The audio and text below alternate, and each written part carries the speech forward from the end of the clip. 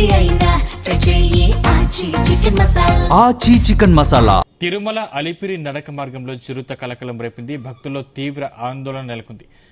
గాలిగోపురాన్ని దాటిన అనంతరం నడక మార్గంలో చిరుత సంచరిస్తున్నట్లు గుర్తించిన భక్తులు ఒక్కసారిగా భయాందోళనకు గురై పలువురు పరుగులు తీశారు. చిరుతను చూసిన భక్తులు పెద్దగా అరవడం, ఫారెస్ట్ అధికారులు రాడ్లతో శబ్దాలు చేయడంతో అది అడవిలోకి వెళ్లిపోయింది. భక్తులను అప్రమత్తం చేసిన టీటీడీ భక్తులు గుంపులుగా వెళ్లాలని, నడక దారిలో వెళ్లే భక్తులు కర్రలతో వెళ్లాలని సూచించారు.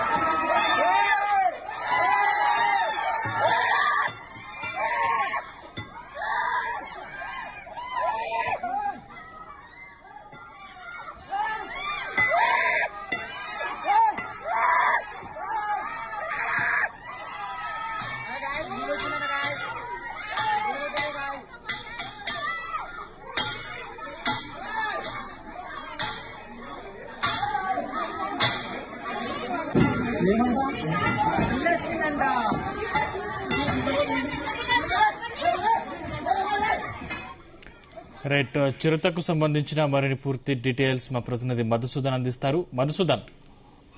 సందీప్, తిరుపతి తిరుమలలో చిరుత సంచారం కలకలం రేపుతుంది. గత 3 రోజులుగా వరుసగా చోటు చేసుకుంటున్న చిరుత ఘటనలు భక్తులు, స్థానికులు ఆందోళన కలిగిస్తున్నాయి. ఒకవైపు తిరుపతి నగరంలోని జనావాస ప్రాంతంలో చిరుత సంతరించే సీసీ కెమెరాలు కూడా చక్కగా, మరోవైపు తిరుమల అలిపిరి నడక మార్గంలో భక్తులు ఎక్కువగా రాకపోసాగిన చిరుత ప్రత్యక్షమైంది. చిరుతల కదలికతో టీటీడీ అటవీ శాఖ అధికారులు అప్రమత్తమయ్యారు. భక్తుల భద్రత కోసం ప్రత్యేక చర్యలు కూడా చేపడుతున్నారు. ఈ ఘటనపై గత 3 రోజులుగా తిరుపతి తిరుమల చిరుత సంచారం కొనసాగుతుంది. అసలు ఇప్పటి వరకు ఎక్కడెక్కడ చిరుతలు కనిపించాయి, ప్రస్తుతం అధికారులు ఎలాంటి చర్యలు తీసుకుంటున్నారని కూడా భక్తులు ఆవేదన చెందుతున్నారు. వరుసగా వెలుగులోకి వస్తున్న చిరుత సంచార ఘటనలు తీవ్ర చర్చకు దారితీశాయి.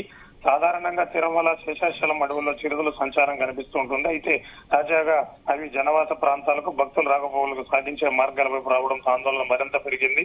మొదటి తిరుపతి నగరంలోని గ్రౌండ్ వరల్డ్ 15వ క్రాస్ ప్రాంతంలో చిరుత సంచారం వెలుగులోకి వచ్చింది. రాత్రి వేళ ఒక అపార్ట్మెంట్ సమీపంలో రోడ్డుపై చిరుత నెమ్మదిగా నడుచుకుంటూ వెళ్లిన దృశ్యాలు అక్కడ ఏర్పాటు చేసిన సీసీ కెమెరాలో రికార్డ్ అయ్యాయి. అయితే ప్రస్తుతం ఆ దృశ్యాలు సోషల్ మీడియాలో కూడా వైరల్ గా మారాయి. అయితే జనవాస ప్రాంతంలో చిరుత కనిపించడంతో స్థానికులు ఒక్కసారిగా ఉలికిపడ్డారు. రాత్రి వేళల్లో బయటకు రావడానికి ప్రజలు భయపడుతున్నారు. ముఖ్యంగా చిరుత ఎటువైపు నుంచి వస్తుందో తెలియక స్థానికులు ఆందోళన చేస్తున్నారు.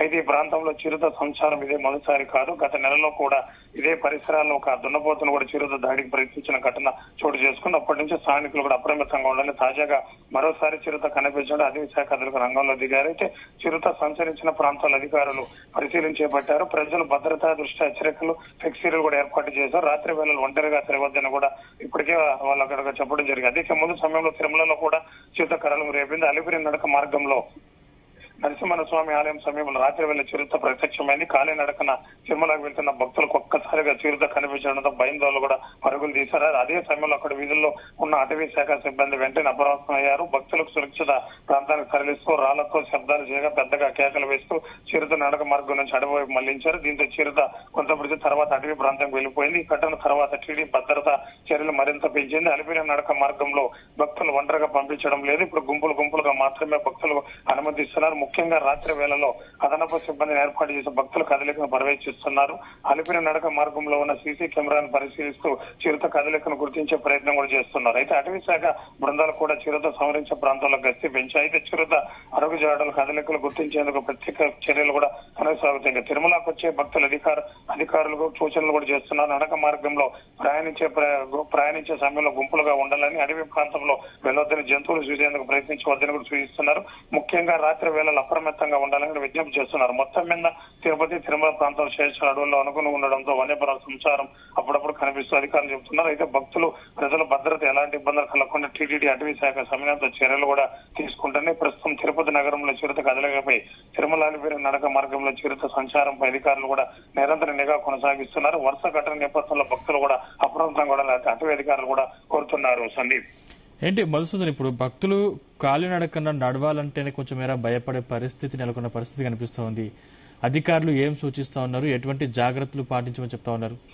ఇప్పటికే టీటీడీ కూడా అన్ని ఏర్పాట్లు కూడా చేసింది.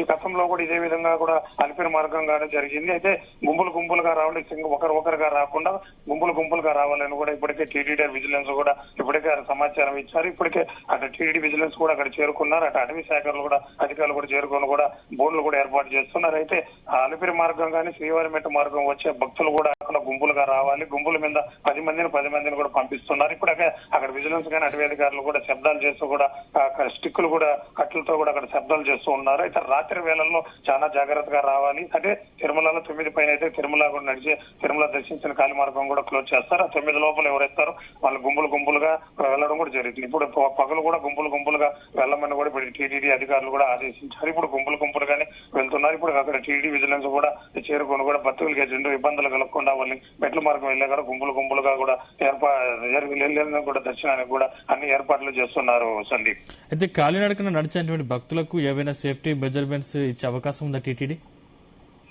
ఖచ్చితంగా తిరుపతిలో అయితే ఇప్పుడు ఇచ్చే ఏర్పాటు అయితే ఏమీ చేయలేదు. అయితే తిరుపతిలో గతంలో ఈ విధంగా అందరికి స్టిక్లు కూడా ఇచ్చారు. ఇప్పుడు అదే విధంగా మళ్ళా చిరుతలు కూడా సంచారం అవుతుంది. ఇప్పటికే టీటీడీ విజిలెన్స్ కూడా ఒక అధికారులతో కూడా మాట్లాడే కూడా పరిస్థితి ఉంది. అయితే ఇప్పటికైతే ఈ విజిలెన్స్ అధికారులు కూడా అటవీ అధికారులు కూడా అక్కడ చేరుకొని కూడా గుంపులుగా పంపిస్తున్నారు. అయితే అధికారుల దగ్గర స్టిక్స్ కానీ ఆయుధాలు కట్లే స్టిక్స్ కానీ కొన్ని శబ్దాలు చేసే విజిలెన్స్ కానీ ఉన్నాయి. ఊరితో కూడా భక్తులు కూడా ఇప్పుడు పంపిస్తున్నారు. గుంపులుగా మాత్రమే మెట్ల ద్వారా పంపిస్తున్నారు. Sandeep, thank you Madhusudan.